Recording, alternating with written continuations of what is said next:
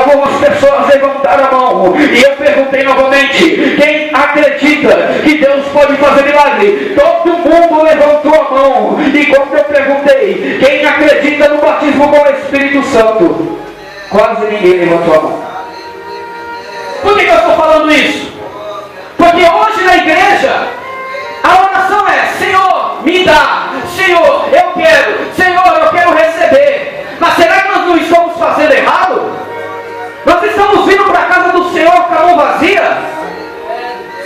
Não podemos chegar aqui e falar: Senhor, me dá.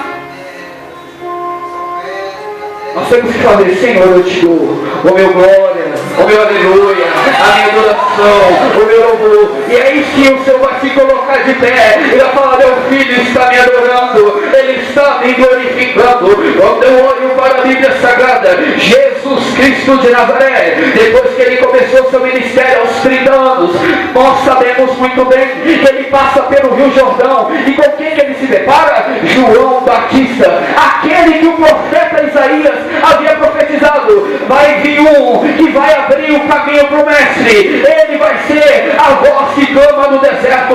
E eu imagino João começando a falar, respondendo como se fosse para Isaías uma resposta futura: eu sou a voz que clama no deserto, eu vim preparar o caminho para o mestre. E quando ele fala isso, Jesus Cristo de Nazaré, ele aparece ali, ele é batizado, e acontece algo muito lindo, como nós mesmos sabendo. Ali acontece a Trindade, o Pai, o Filho e o Espírito Santo. Porque o Filho estava sendo batizado, só que o Pai falou: eis o meu Filho amado, a quem eu me comprazo, naquele que eu me alegro. Jesus Cristo de Nazaré, de repente desce uma pomba, e eu profetizo nesta noite que a pomba do Espírito Santo vai descer sobre a sua cabeça, vai limpar toda a obscuridade, vai tirar toda a ferva que está cravada no seu coração, o coração de pedra, o coração rebelde. Deus vai transformar a sua vida a partir de hoje. Mas você tem que acreditar, você tem que ter certeza do que você quer para a sua vida.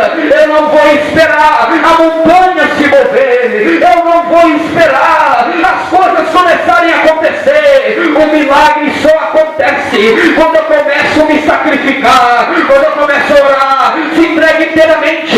Se você quer Jesus inteiramente, você tem que se entregar inteiramente. Tem muita gente aqui que acredita em milagre, tem muita gente aqui que acredita no poder do Espírito Santo, outros não. Mas a Bíblia diz: bem-aventurado aquele que não viu, mas acreditou, porque esse andará ao reino dos céus. Aleluia. Jesus, o meio nazareno, começa o seu ministério e ele vai para a Galileia. Quando ele vai para a Galileia, igreja, ele se depara com André. Falou: vem André e me segue. André acreditou no chamado da vida dele e ele foi.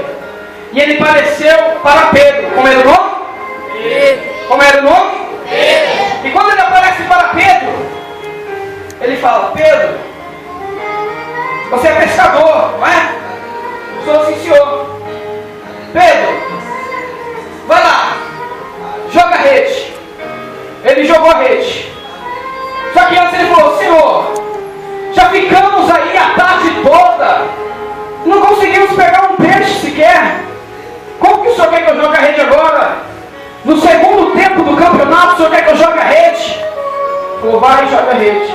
Pedro não contestou mais, ele jogou a rede. E ele jogando a rede, aparece um monte de peixe. E eu acredito, presbítero Edivaldo, que Pedro não conseguiu contar os peixes que estavam ali. Eu acredito sim. E ele vendo tanto peixe pulando, falou: Pedro, se prepare, vinde a mim, porque eu vos farei pescadores de homens, eu vos farei pescadores de almas. Você se lembra de Abraão? Quando ele falou: vai Abraão, conta as estrelas que tem no céu, e você verá como vai ser a sua descendência. Ele começou 1, 2, 3, 20, 30, 40, 50, falou: Senhor, não dá, então vai lá para a praia. Eu imagino ele caminhando sobre a praia, só que eu imagino ele tirando a sandália, e ele sentindo aquela areia fresquinha, e ele falando: agora está olhando a areia? Tô, então vai, conta para mim quanta areia tem aí. E ele começa a pegar areia. Ih, Jesus, ih, papai, não dá para contar não. ministério, você vai ser pai de multidões. Por que eu estou falando isso? Eu profetizo em nome de Jesus que Deus vai te dar uma ferramenta. Você vai andar, vai falar: Jesus te ama, Jesus te quer, Jesus te salva, Ele quer tirar esse mundo das drogas, o mundo da perdição, o mundo da malandragem. Você vai ter uma ferramenta que vai começar a ganhar almas. Quem acredita nesta noite? Então estou pronto para você.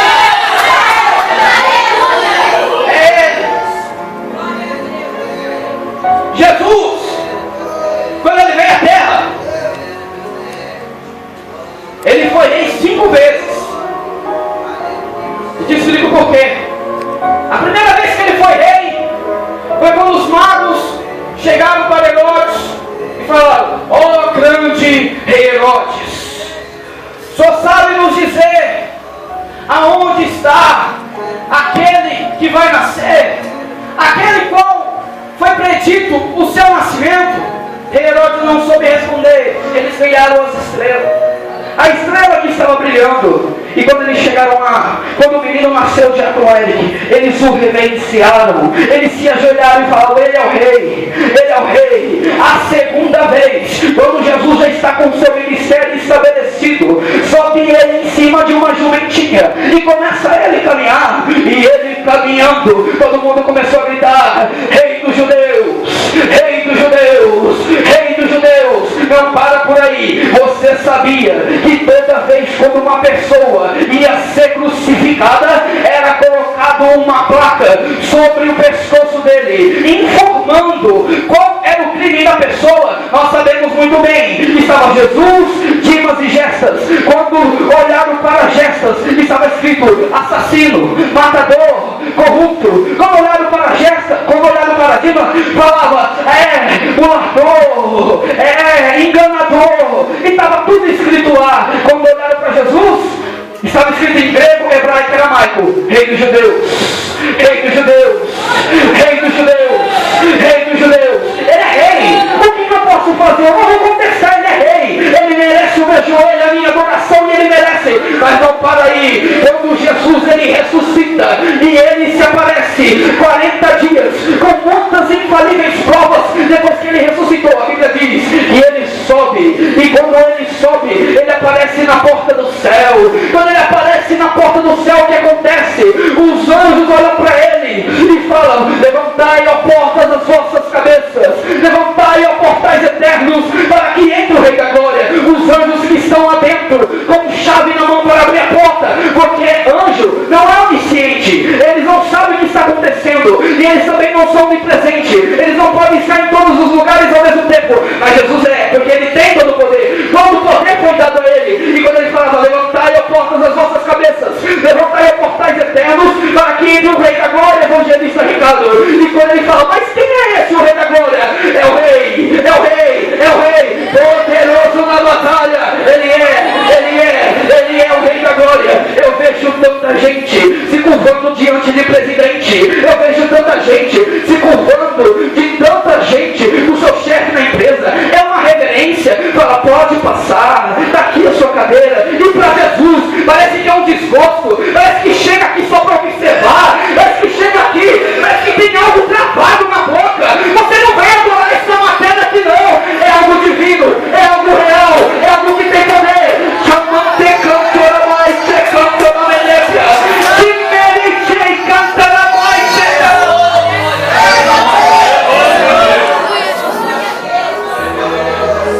E pela quinta vez, ele é rei. Só que ainda vai acontecer. A Bíblia diz que quando nós formos arrebatados, o que vai acontecer?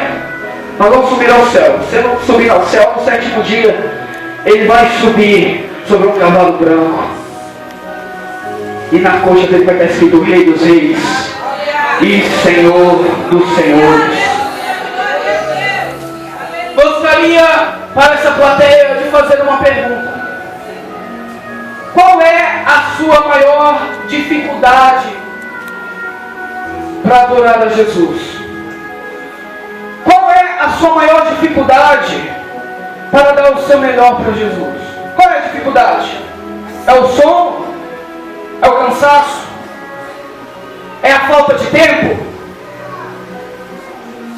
O que te atrapalhado? O que tem te bloqueado para você não acreditar? Porque Deus, Ele tem um plano na sua vida. Você não está aqui por um mero engano, por uma coincidência, por algo do acaso. Não. É porque Ele te escolheu. Quando você foi gerado, Ele falou: já te escolhi desde o ventre da sua mãe. Quando você foi gerado, Ele falou: vai ter a banda do Brilho Supremo. Quando Ele escolheu, vai ter a banda do grupo de louvor. Quando Ele te escolheu, presbítero de volta, Ele falou: vai ser só hora de pregar. Ministro Richard Mendes, tua cidade. Deus, Ele escolheu alguma coisa para você. Eu sei que tem, mas a gente não dá valor no que tem, só quando perde. Quando está jogado, a gente: eu quero, agora eu quero. Vai ter uma hora que vai ser tarde demais. Só que é algo que eu não me preocupo. A Bíblia diz que todo, repito, todo joelho se dobrará e toda língua confessará que Ele é o Senhor. A Bíblia diz em Romanos capítulo 10, versículo 9: porque se com tua boca confessares que Jesus é o Senhor, e em seu coração você crê que Deus o ressuscitou dos mortos, tu serás salvo. Tu serás salvo. Essa mensagem tem que ser pregada. Por que eu estou pregando aqui? Todo mundo aqui conhece a palavra. Todo mundo aqui fácil. É fácil chegar para você e pregar para frente. Lá no meu serviço tem macumbeiro, feiticeiro. Às vezes eu estou pregando, é difícil. Quem não acredita, eles rebatem. Mas não adianta insistir. Lembra do semeador? Jogou a semente? Uma hora vai plantar. Uma hora vai nascer. Uma hora vai nascer. Daqui é uma coisa. Por que você acha que o vaso é de barro? Se o vaso fosse de ouro, se o vaso fosse estabelecido de ouro, o vaso ia ficar soberbo, favor brilho mais que tudo. Se o vaso fosse de ferro, ia haver uma pancada, ia ficar rachado. Mas o vaso de barro pode bater, vai quebrar, mas a mão do oleiro vai construir, vai transformar novamente. É a mão do oleiro que quer trabalhar sobre a sua vida. É a mão do oleiro que quer entregar nas suas mãos aquilo que Deus tem para você. Ele é justo, Ele é fiel, e o seu poder está além da nossa compreensão. Tem muita gente por aí tentando achar algumas questões para os mistérios de Deus. Deus, Ele vai te entregar na sua mão o dom da sabedoria, a palavra do conhecimento. Deus vai entregar na sua mão aquilo que você acredita. Mas sabe qual é o problema? De fato, as pessoas, elas se cansam. Chega uma hora que elas se cansam, porque pessoas sofrem os traumas da vida. Tem uma coisa que se chama na nossa memória, na psicologia, que se chama memória RAM, que é o registro automático da memória. Se você for ler um livro, e se você ficar um mês sem lê-lo, você acaba esquecendo. Agora, quando você tem um trauma na sua vida, automaticamente o registro automático da memória, ele grava no seu cérebro. E aquilo fica gravado nos porões da sua mente. E muitas das vezes tentamos esquecer, só que não conseguimos. O que falta é a entrega para Jesus. Tem pessoas que não entregam seu problema no altar. Fala: Senhor, eu não posso. Senhor, eu não tenho. Senhor, eu não vou. E quando Jesus, Ele ouve isso, Ele se alegra. Porque Ele fala: agora que você não pode, eu vou por você.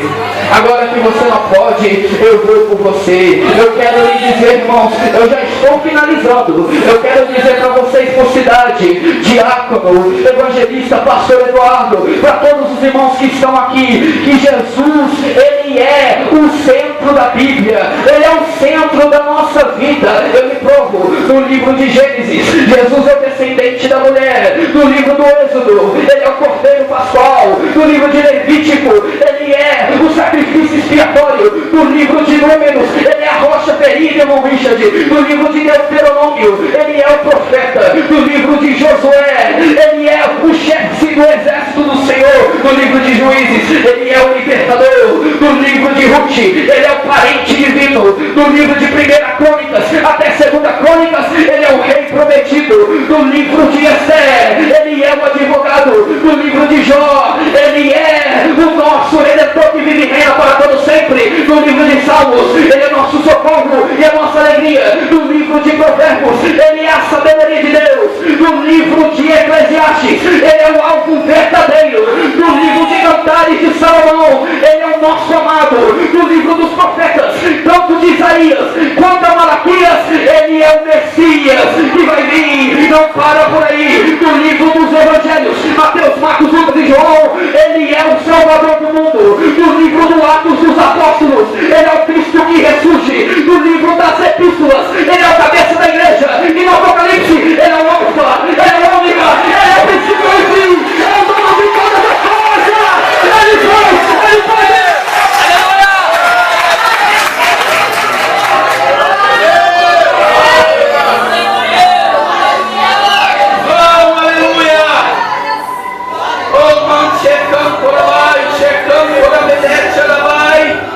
Alguém pode sentir esse Cristo nesta noite? Levanta a mão, levanta a mão. Senhor Jesus, se o Senhor está neste lugar, papai,